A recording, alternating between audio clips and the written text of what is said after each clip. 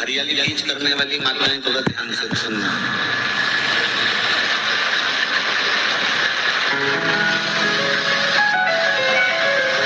हरियाली तीज जब माताएं करती हैं तो एक हरियाली तीज, एक गणगौर की तीज, ये दो तीज के व्रत ऐसे होते हैं जिसमें जब माताएं करती हैं तो उस समय पर उमा,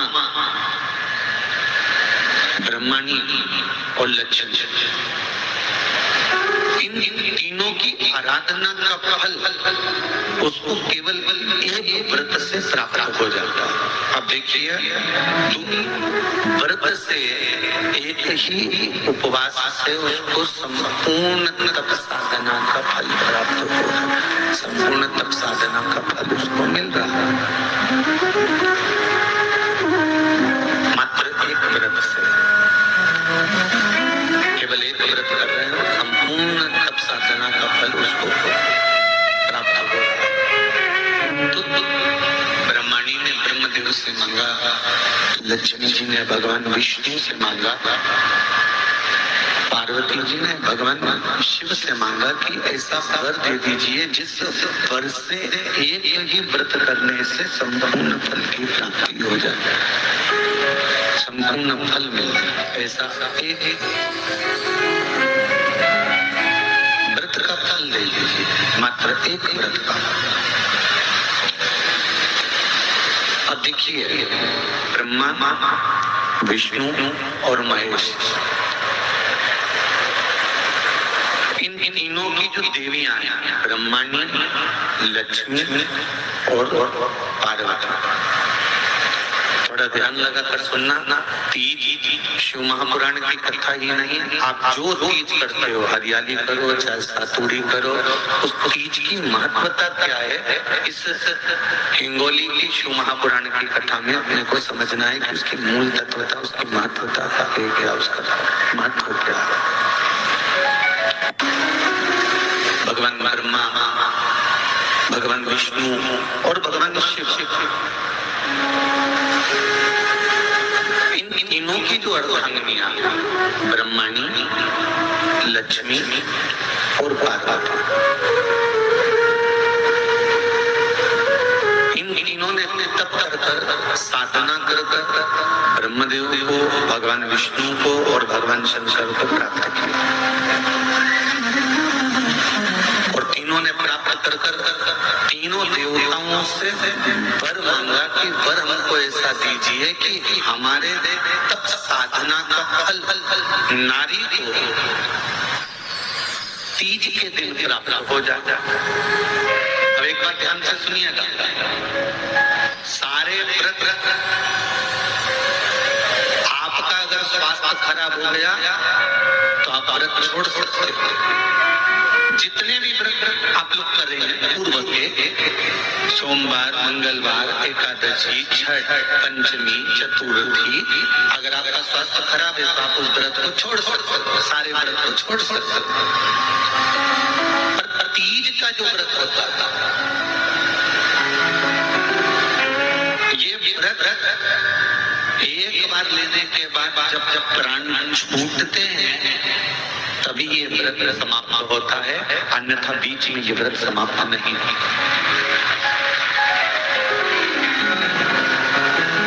ये व्रत समाप्त होता ही नहीं। अगर शरीर से नहीं बनता कि अब हमारी अवस्था हो गई, अब शरीर से नहीं बन रहा है, तो भले एक पहर की पूजन कर कर, एक पहर का नियम धारण कर कर, एक पहर का स्मरण कर कर, एक पहर का पूजन कर धारण करो, और उसके बाद में भले आप थोड़ा सा जो भी आपको लेना है वो कर लो, पर इस व्रत को करना ही पड़ता है। इस व्रत का नियम ही है। एक बात और याद रखिएगा, श्रावण के महीने में सारे व्रत आते हैं, बहुत सुंदर सुंदर।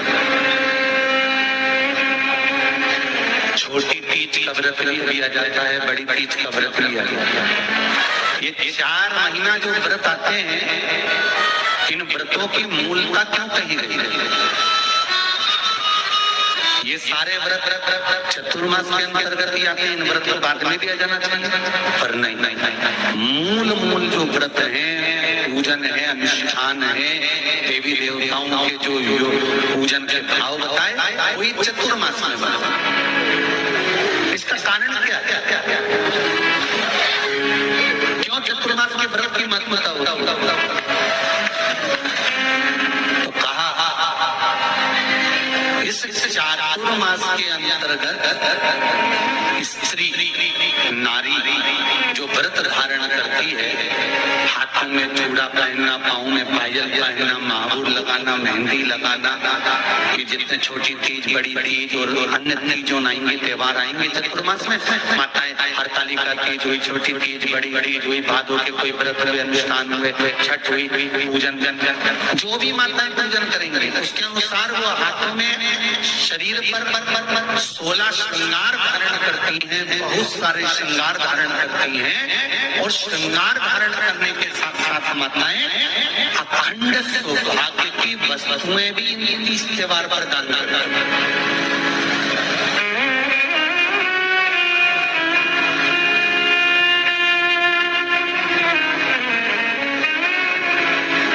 जो अखंड सौभाग्य की वस्तुएं वो देने का प्रयास करते हैं, दान।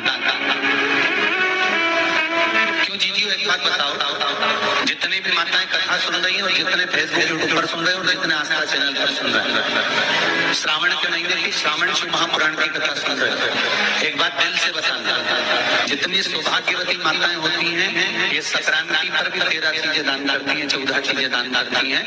बीच में कोई 16 सोमवार का उद्यापन करेंगे तो भी सौभाग्य की सामग्री देंगे, उद्यापन करेंगे तो भी सौभाग्य की सामग्री देंगे, कोई कार्य करेंगे तो भी सौभाग्य की सामग्री देंगे। सौभाग्य की सामग्री का दान क्यों किया जाए? सौभाग्य सूचक वस्तुओं का दान क्यों किया जाए? सौभाग्य की वस्तुएं क्यों प्रदान करी जाती है, क्यों दी जाती है? उसका कारण क्या है?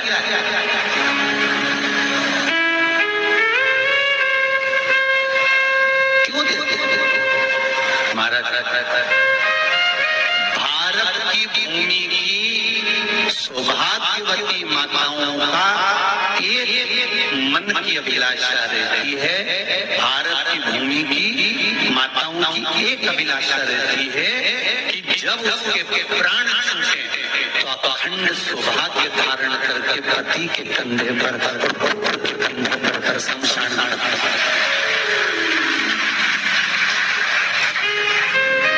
ये भारत की भूमि की माताओं की सोच, उनके मन का संकल्प, उनके मन का भाव।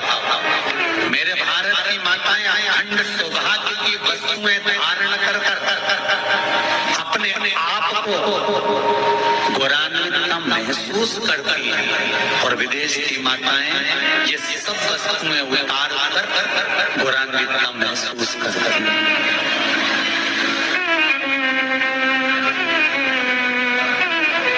क्यों देते हैं चूड़ी का दान, क्यों देते हैं बिंदी का दान, क्यों देते हैं अखंड सौभाग्य का दान?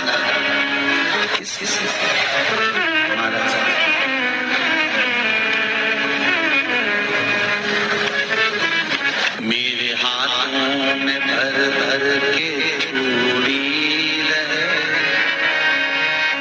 मेरे हाथों में भर भर के चूड़ी, और मैया कोई कामना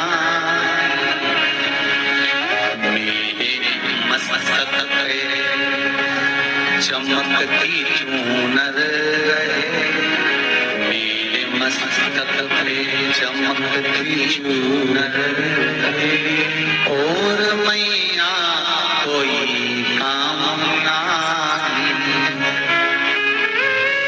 मेरी मांगों में भर भर के सिंदूर रहे, मेरी मांगों में भर भर के सिंदूर रहे, और मैया कोई कामना नहीं, मेरे पाँव में बिछुड़ी का जोड़ा रहे।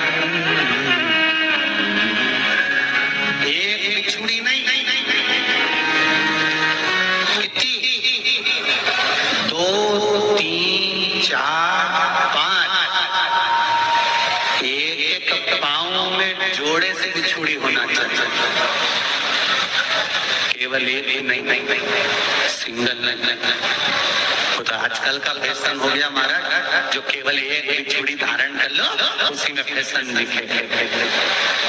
श्रावण की शिव महापुराण की कथा कहती है, जब बेटी को विदा करा जाता है और पहली बार बेटी के पांव में जब बिछुड़ी डाली जाती है तो वो बिछुड़ी भी अलग अलग नहीं होती, उस बिछुड़ी के जोड़ को चेन से एक दूसरे से बंधा हुआ। बोला सही है? पाणी ग्रहण संस्कार किसी व्यक्ति का होता है, उसके पांव में जब पहली बार बिछुड़ा पिनाया जाता है, बिछुड़ी पिनाई जाती है, तो वो बिछुड़ी भी एक दूसरे से बंधी हुई होती है, चेन से बंधी हुई होती है। उसको अलग अलग वाली बिछुड़ी शादी के मंडप में नहीं पिनाई जाती। क्यों? जैसे ये बिछुड़ी एक दूसरे से पांव में बंधी हुई है, तुम्हारी जिंदगी अंतिम श्वास तक ऐसी ही यही बनना अब माताओं ने थोड़ा सा फैशन चेंज कर दिया, अब पाँव में ज्यादा बिछुड़ी निकलती, गड़ती है, चुभती है, एक बिछुड़ी धारण हमारा